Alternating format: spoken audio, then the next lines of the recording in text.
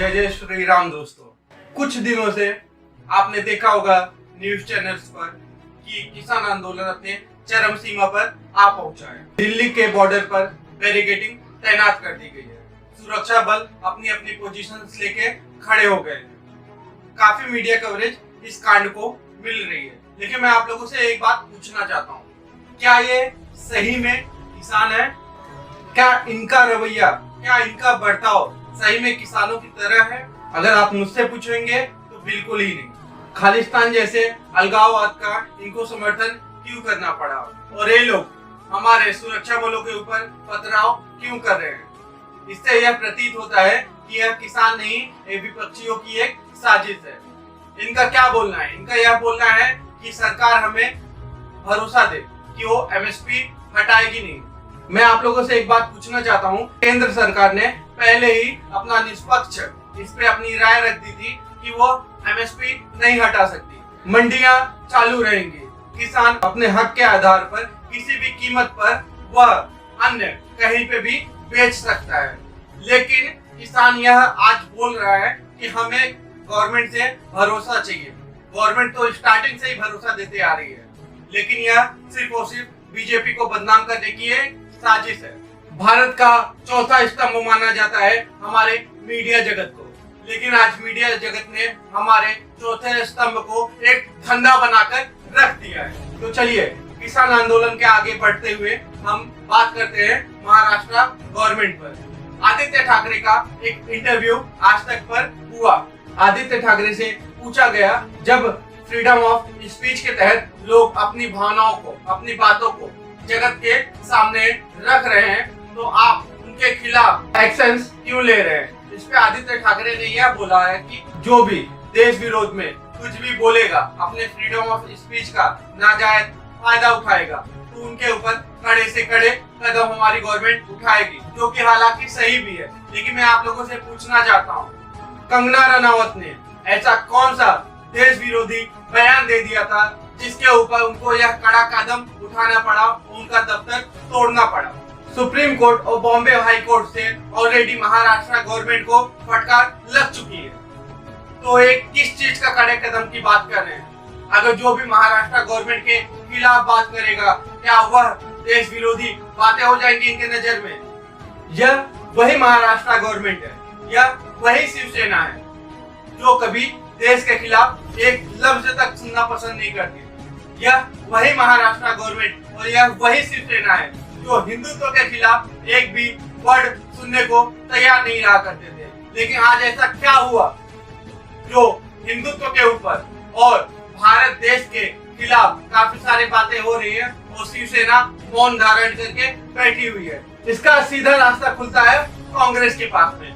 आपको पता ही होगा कि महाराष्ट्र में जो गवर्नमेंट बनी है, शिवसेना जो गवर्नमेंट में आई है, वह एनसीपी और कांग्रेस के गठबंधन के तहत ही आई है। अगर शिवसेना अपने हिंदुत्व को और अपने देशभक्ति रवैये को थोड़ा सा भी बुलंद कर दिए तो कांग्रेस अपना हाथ पीछे खींच लेगी, वो महाराष्ट्र गवर्नमेंट गिर जाएगी। तो शिवसेना इसी डर के चलते हिंदुत्व और देशभक्ति जितने भी गतिविधियां हैं उनको ताड़ करते जा रही है। हम बात करते हैं अब यूपी के ऊपर। आप सभी को पता ही होगा कि यूपी के यशस्वी मुख्यमंत्री योगी आदित्यनाथ जी ने संसद में एक अध्यादेश पास करके कानून ला दिया लव जिहाद के ऊपर, जिसके ऊपर तमाम विपक्षी दल उंगलियां उठाने से बाज नहीं है।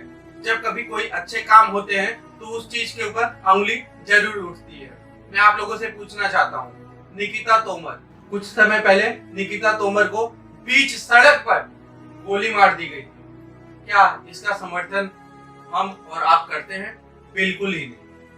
क्या किसी लड़की के ऊपर जबरदस्ती यह थोपा जाना चाहिए क्या कि तुम अपना धर्म बदलो? बिल्कुल ही नहीं। किसी लड़की से प्रेम संबंध स्थापित करने के पहले लड़का अगर अपनी आइडेंटिटी छुपा लेता है तो क्या वह सही है? भारतीय कानून के हिसाब से क्या इसे मान्यता मिलनी चाहिए? बिल्कुल ही नहीं। इसी के खिलाफ बना है लव जिहाद का यह कानून, जो कि सबसे पहले उत्तर प्रदेश जैसे बड़े राज्य में आया है।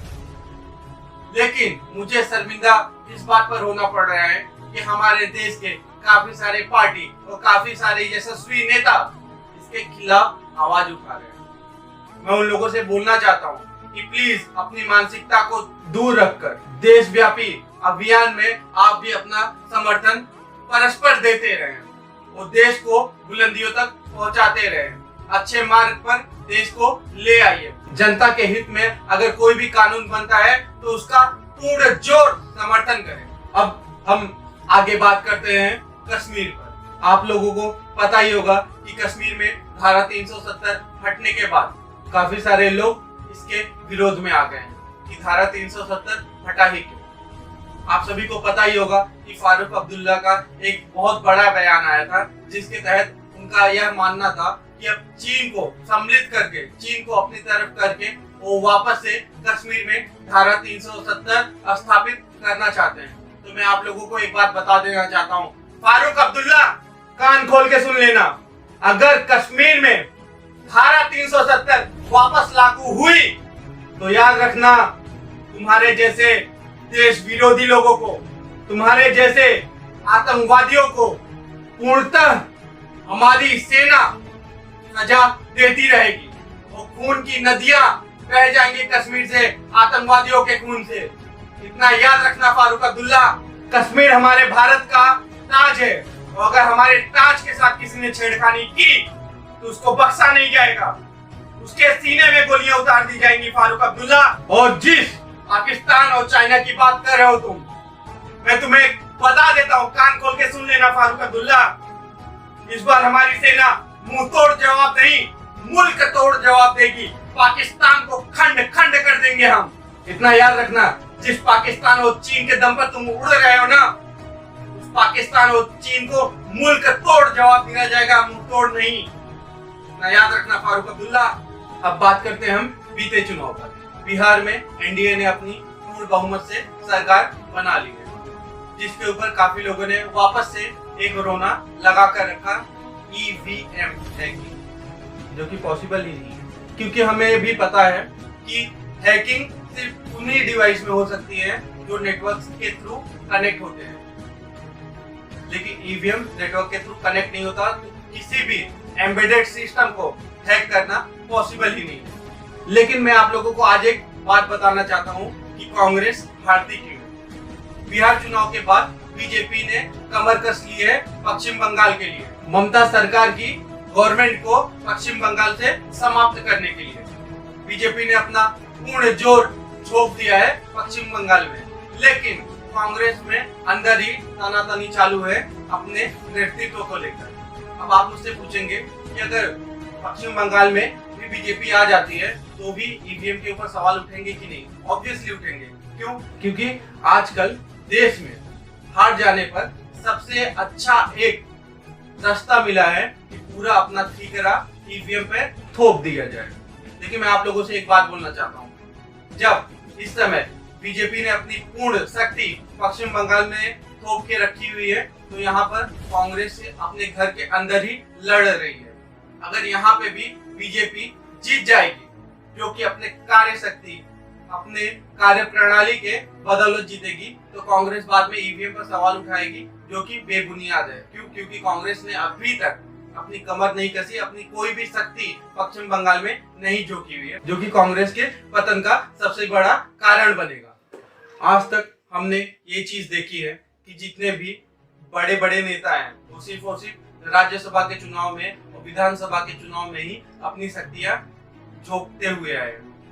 लेकिन हैदराबाद में कुछ अलग हुआ इन दिनों। एक मेयर के चुनाव में बीजेपी ने अपनी सारी शक्तियां झोंक रखी हैं। उत्तर प्रदेश के मुख्यमंत्री योगी आदित्यनाथ जी भी हैदराबाद पहुंचे। उन्होंने यह ऐलान कर दिया है कि हैदराबाद में अगर बीजेपी की गवर्नमेंट बनती है तो हैदराबाद का नाम बदलकर भाग्यनगर कर दिया जाएगा, जो कि बहुत ही उत्तम विचार है उनके, जो कि होना भी चाहिए। हम इस कार्य के लिए बीजेपी को एडवांस में धन्यवाद बोलना चाहते हैं।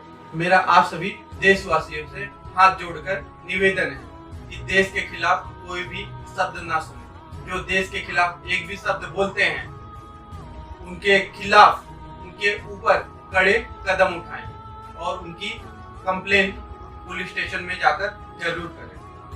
अगर आप देश भक्ति की भावना अपने दिल में जागृत कर लिए तो उसी दिन से आप एक सच्चे भारतीय बन जाएंगे। इसी के तहत मैं जाते जाते आशुतोष राणा की एक कविता के साथ में आपको छोड़े जाता हूँ कि हे भारत के राम जगो मैं तुम्हें जगाने आया हूँ और 100 धर्मों का धर्म एक बलिदान बताने आया हूँ। कि हे भारत के राम जगो मैं तुम्हें जगाने आया हूँ और 100 धर्मों का धर्म एक बलिदान बताने आया हूँ। सुनो हिमालय कैद हुआ है दुश्मन की जंजीरों में और आज बता दो कितना पानी है भारत के वीरों में। खड़ी शत्रु की फौज द्वार पर आज तुम्हें ललकार रही, वो सोए सिंह जगो भारत के माता तुम्हें पुकार रही। रण की भेरी बज रही, उठो मोह निद्रा त्यागो, वो पहला शीश चढ़ाने वाले माँ के वीर पुत्र जागो। बलिदानों के वज्र दंड पर देशभक्त की ध्वजा जगे और रण के कंकड़ पाने हैं वे राष्ट्रभक्त की भुजा जगे। अग्निपंथ के पंथी जागो शीश हथेली पर धरकर, जागो रक्त के भक्त लाड लो, जागो सिर के सौदागर। खप्पर वाली काली जागे जागे दुर्गा बरबंडा और रक्त बीज का रक्त चाटने वाली जागे चामुंडा। नरमुंडों की माला वाला जगे कपाली कैलासी और रण की चंडी घर घर नाचे मौत कहे प्यासी प्यासी। और रावण का वध स्वयं करूंगा कहने वाला श्री राम जगे। कौन? कि रावण का वध स्वयं करूंगा कहने वाला श्री राम जगे और दुष्ट शेष ना एक बचेगा कहने वाला श्याम जगे। परशुराम का परशु जागे रघुनंदन का बाण जगे और यदुनंदन का चक्र जगे अर्जुन का धनुष महान जगे। चोटी वाला चाणक्य जागे पौरुष परुष महान जगे और दिल्ली कस को कसने वाला चंद्रगुप्त बलवान जगे। हटी हमीर जगे जिसने झुकना कभी न जाना वो जगे पद्मनी का जो हर जागे केसरिया बाना। देशभक्त का जीवित झंडा आजादी का दीवाना वो वह प्रताप का सिंह जगे वो हल्दी घाटी का राणा। दक्षिण वाला जगे शिवाजी छत्रपति शिवाजी महाराज। कि दक्षिण वाला जगे शिवाजी खून साजी का ताजा और मरने की हटखाना करते विकट मराठों के राजा। छत्रसाल बुंदेला जागे पंजाबी कृपाण जगे और शेरों की भांति जीने वाला वह चंद्रशेखर महान जगे।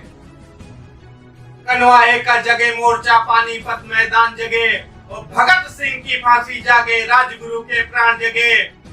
और आजादी की दुल्हन को जो सबसे पहले चूम गया कौन? सुभाष बापू। कि आजादी की दुल्हन को जो सबसे पहले चूम गया वो स्वयं कफन की गांठ बांधकर सातों भावर घूम गया। उस सुभाष की आन जगे और उस सुभाष की शान जगे। ये भारत देश महान जगे भारत की संतान जगे। तो झोली लेकर मांग रहा हूँ कोई शीश दान दे दो और भारत का भैरव भूखा है कोई प्राण दान दे दो। खड़ी शत्रु की दुल्हन ग्वारी कोई ब्याह रचा लो। अरे कोई मर्द अपने नाम की चूड़ी तो पहना लो। अरे कौन वीर निज हृदय रक्त से इसकी मांग भरेगा और कौन कफन का पलंग बिछाकर इस पर शयन करेगा। अरे क्या कहते हो मेरे भारत से चीनी टकराएंगे। अरे क्या कहते हो मेरे भारत से चीनी टकराएंगे। अरे चीनी को तो हम पानी में घोल घोल पी जाएंगे। वह बर्बरता वह शुद्धता हमने उसको शुद्ध किया। वो हमने उसको बुद्ध दिया था उसने हमको युद्ध दिया। वो आज बना है कफन शीश पर जिसको आना है आ जाओ। वो चाऊ माऊ चीनी मीनी जिसमें दम हो टकराओ। वो जिसके रण से बनता है रण का केसरिया बाना। अरे ओ कश्मीर हड़पने वालों कान खोल सुनते जाना। भारत के केसर की कीमत तो केवल सर है। कोहिनूर की कीमत जूते 5000 अमर है। वो रण के खेतों में छाएगा जब अमर ऋतु का सन्नाटा। लाशों की जब रोटी होगी और बरूदों का आटा। सन सन करते वीर चलेंगे जो बामी से फन वाला। तो फिर चाहे पेकिंग वाला हो या रावलपिंडी वाला। जो हमसे टकराएगा वो चूर चूर हो जाएगा। इस मिट्टी को छूने वाला मिट्टी में मिल जाएगा। मैं घर घर में इंकलाब की आग लगाने आया हूँ। हे भारत के राम जगो मैं तुम्हें जगाने आया हूँ। मैं तुम्हें जगाने आया हूँ। इसी के साथ मैं विराज दुबे अपनी वाणी को देता विराम। जय जय श्री राम। जय जय श्री राम। जय हिंद जय भारत।